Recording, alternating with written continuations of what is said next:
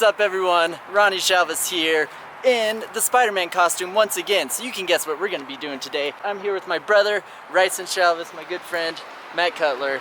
And Ryson's going to be the thug for this video who I beat up and does all the falls, because that's what he does. He does parkour and stunts and cool stuff. Wait a minute, what's up with that?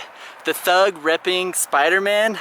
Like, what kind of thug does that? So anyways, we're going to be recreating stunts from the video game, but this time I'm wearing the costume. I did do a video like this earlier this year, but without the costume. So this one's gonna be even cooler because it's with the costume, but you should go check out that other video anyways. So starting off, I wanted to show you the process I go through, starting from practicing in the gym, progressing to finally filming with the costume, trying to recreate the stunt. So first thing I do is I play the video game, find the coolest stunts and moves that I think I can recreate in real life, and while playing the video game, I'm trying to get the camera angle and the right setting to be as accurate as possible to make it easier for me to recreate in real life. So for example, I found a park in the Spider-Man game to film on grass, just like I knew I probably would for the actual video. And then I head to the gym where I have pads and trampolines to practice the tricks, and I also bring my camera to make sure I can still film them so I know exactly what it looks like, and then I'll even invite a friend, or in this case my brother, to help me out in combat situations. Now as I'm practicing these moves, I'm trying to recreate the move physically, but also recreate the camera angles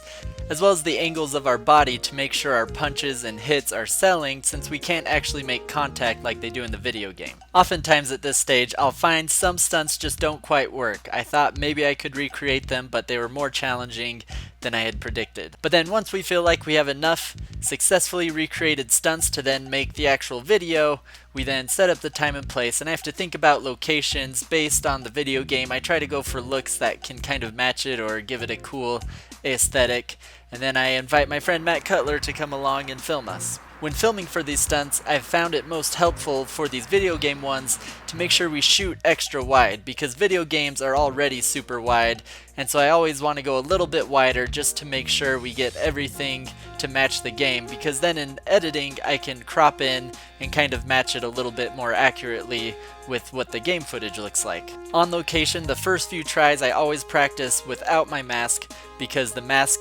blocks a lot of vision and just makes it harder to see, so I want to make sure I have it down in the costume when I can see, and then once we feel like we have it down, I'll throw the mask on, and then it'll usually take a few more attempts before we get the shot we like. Another cool setup I use to recreate some of the complicated camera shots following Spider-Man going up and down is I actually use a long selfie stick or extension pole attached to my gimbal with the camera on it so that we can get really nice stabilized shots, and then Matt holding the extension pole can use it to follow me dropping down or rising up, whatever the shot may require. If you do something like this, I would recommend you get something higher quality than what I was using. As you can see here, the extension pole literally broke and dropped my gimbal and camera. Luckily, nothing broke. It landed on soft grass, but still, if we were over concrete, that could have ended much worse. That was close. So, this just broke off of the extension pole we had it on, and it's still alive. It still works. The camera still works, and the gimbal still works, so that's pretty cool. But we did have a tripod to use as backup, and it seemed to work just fine. So that's all I got for you guys today. Thanks for watching everyone. This video was a ton of fun to make, and I'm looking forward to making more Spider-Man themed parkour videos. Let me know in the comments if you have any other ideas of things I can do with this cool Spider-Man costume. But otherwise, thanks for watching, and we'll see you next time. Cool.